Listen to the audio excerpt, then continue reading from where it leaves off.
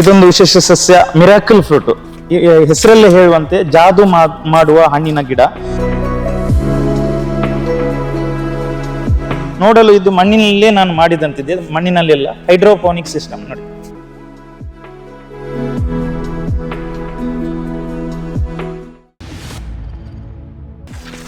ಇದು ಜಬೋಟಿಗಮ ಅಂತ, ಇದು ಬ್ರೆಜಿಲ್ ದೇಶದ ಫ್ರೂಟ್.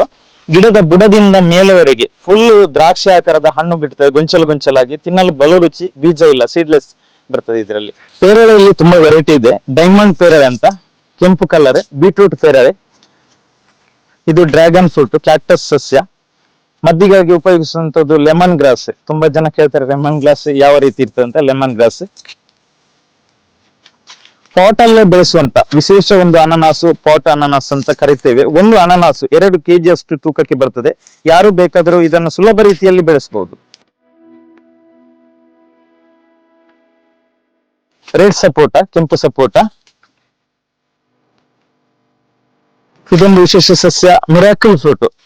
ಹೆಸರಲ್ಲೇ ಹೇಳುವಂತೆ ಜಾದು ಮಾಡುವ ಹಣ್ಣಿನ ಗಿಡ. ಒಂದು ಹಣ್ಣನ್ನು ತಿಂದು ಯಾವುದೇ ಹುಳಿ ವಸ್ತು ಇದನ್ನು ಹುಳಿ ವಸ್ತುವನ್ನು ತಿಂದ್ರೆ 2 ಗಂಟೆ ತನಕ ನಮ್ಮ ನಾಲಿಗೆಯ ರುಚಿಯನ್ನು ಅದು ಚೇಂಜ್ ಮಾಡ್ತದೆ, ಸಿಹಿ ಆಗಿ ಪರಿವರ್ತಿತ ಮಾಡ್ತದೆ. 2 ಗಂಟೆ ನಂತರ ನಮ್ಮ ನಾಲಿಗೆ ಪುನಃ ನಾರ್ಮಲ್ ಸ್ಥಿತಿಗೆ ಬರ್ತದೆ.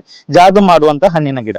ಇದು ಕರಂಡೆ ಗಿಡ, ನಮ್ಮ ಊರಿನ ಕಾಡು ಸಸ್ಯ ಕರಂಡೆ ಗಿಡ. ಕೇಪುಳ ಹಣ್ಣು, ಇದೆಲ್ಲ ನಮ್ಮ ಹಿರಿಯರ ಕಾಲದ ಸಸ್ಯಗಳು. ಪಾನ್ ಪತ್ತ, ಯಾರಿಗಾದ್ರೂ ನಮ್ಮ ಸಣ್ಣ ವಯಸ್ಸಿನಲ್ಲಿ ಹೊಟ್ಟೆ ಇಬ್ಬರಕ್ಕೆ ಸಮಸ್ಯೆ ಆದ್ರೆ ಹಿರಿಯರು ಇದರ ಎಲೆಗಳನ್ನು ನುಣ್ಣಗೆ ಅರೆದು ಅದರ ಕಷಾಯವನ್ನು ಕೊಡ್ತಿದ್ರು. ಒಳ್ಳೆ ಕೊಡಿ ಅಂತ ತುಳುವಿನಲ್ಲಿ ಇದಕ್ಕೆ ಕರೀತಾರೆ. ಅದೇ ರೀತಿ ಇವತ್ತು ನಾವು ಟಂಗ್ ಕ್ಲೀನರ್, ಏನು ನಾಲಿಗೆಯ ಮೇಲೆ ಆಗುವಂತ ಒಂದು ಕೊಳೆಯನ್ನು ತೆಗೀಲಿಕ್ಕೆ ಉಪಯೋಗಿಸ್ತೇವೆ. ಇದರ ಎಲೆ ಚಿವುಟಿ ಅದರಿಂದ ಕಷಾಯ ಮಾಡಿ ಮುಂಚೆ ಇದನ್ನು ಉಪಯೋಗಿಸ್ತಿದ್ರು. ಇವುಗಳೆಲ್ಲ ಮೆಡಿಸಿನಲ್ ಸಸ್ಯಗಳು. ಲಿಲಿ ಪಿಲ್ಲಿ ಅಂತ ಒಂದು ವಿಶೇಷ ಸಣ್ಣ ಆಕಾರಕ್ಕೆ ಕೆಂಪು ಕಲರ್ ಇದರಲ್ಲಿ ಹಣ್ಣಾಗ್ತದೆ. ಈಗಾಗಲೇ ಹೂ ಬಿಟ್ಟಿದೆ, ಆಯ್ತು ಒಂದು ಸೀಸನ್, ಪುನಃ ಹೂ ಬಿಡ್ತಾ ಇದೆ. Lilly pilly. Forest plum cherry, ruby longan ಅಂತ. ಇದೊಂದು ಹಣ್ಣು ಫ್ಲೇವರ್ಗಾಗಿ ಉಪಯೋಗಿಸಬಹುದು ವಿನಃ ತಿನ್ಲಿಕ್ಕೆ ಅಷ್ಟು ರುಚಿಕರವಲ್ಲ. ಸುರೇನಿಯಂ ಚೆರಿ, ಚೆರಿಯಲ್ಲಿ ಅತಿ ಆಕರ್ಷಕವಾಗಿ ಬಿಡುವಂತ ಒಂದು ಸಸ್ಯ ಸುರೇನಿಯಂ ಚೆರಿ. ಬೇರೆಪ್ಪಲ್, ಬುಗರಿ ಅಂತ ಹೇಳ್ತೇವೆ.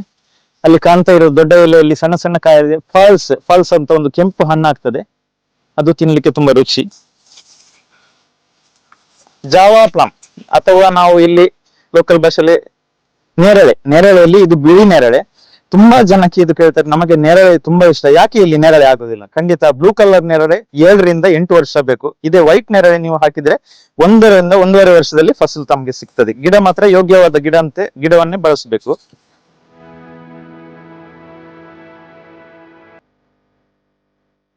ಹೀಗೆ ಇನ್ನು ಹೇಳಿದ್ರೆ ನಾನು ತುಂಬಾ ಇದು ಗಲ್ಫ್ ನಿಂದ ಬರುವಂತ ಪಿಸ್ತದ ಗಿಡ. ಆದ್ರೆ ನಮ್ಮ ವೆದರಿಗೆ ಪಿಸ್ತಾ ಇಲ್ಲಿ ಆಗುದಿಲ್ಲ, ನಾನು ಹಾಕಿ 3 ವರ್ಷ ಆಯ್ತು. ಪ್ಲಮ್ ಕೂಡ ಇಲ್ಲಿ ಹೂ ಆಗ್ತದೆ, ಆದ್ರೂ ಪ್ಲಮ್ ಆಗುದಿಲ್ಲ. ಇನ್ನು ತುಂಬಾ ಸಸ್ಯಗಳಿವೆ ಹೇಳಲು ಹೋದ್ರೆ. ಇಲ್ಲೊಂದು ಮಲ್ಬೇರಿ ಇದೆ, ಅಲ್ಲಿ ಕೆಂಪು ಮಲ್ಬೇರಿ ತೋರಿಸಿದೆ. ಇದು ಗ್ರೀನ್ ಮಲ್ಬೇರಿ. ಇದು ಗ್ರೀನ್, ಕೆಂಪು ಕಲರ್ ಆಗುದಿಲ್ಲ, ಹಣ್ಣಾದ್ರೂ ಇದು ಗ್ರೀನ್ ಆಗಿಯೇ ಇರ್ತದೆ, ತಿನ್ನಲು ರುಚಿ.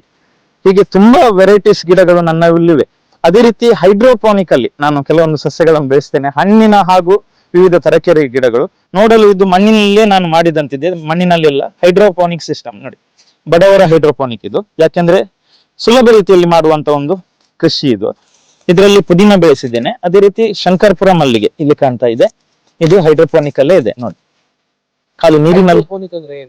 ಸರ್, ಹೈಡ್ರೋಪೋನಿಕ್ ಅಂದ್ರೆ ಯಾರಿಗೆ ಸ್ಥಳಾವಕಾಶ ಇಲ್ಲ ಅಂತವರು ಒಂದು ಟೆರೆಸ್ ಮೇಲೆ ಅಥವಾ ಫ್ಲಾಟ್ ಮೇಲೆ ಇದ್ದವರು, ಸಿಟಿಯಲ್ಲಿ ಇದ್ದವರು ಈ ಕೃಷಿಯನ್ನು ಮಾಡಬಹುದು. ಒಂದು ಸಣ್ಣ ಬಕೆಟ್ ಇಂತ ಒಂದು ಬುಟ್ಟಿಗೆ ಕೊಕೋಪಿಟ್ ತುಂಬಿ ಒಂದು ಗಿಡವನ್ನು ನಾಟಿ ಮಾಡಿದ್ರೆ ಈ ರೀತಿ ಬರ್ತದೆ ಪೊದರಾಗಿ.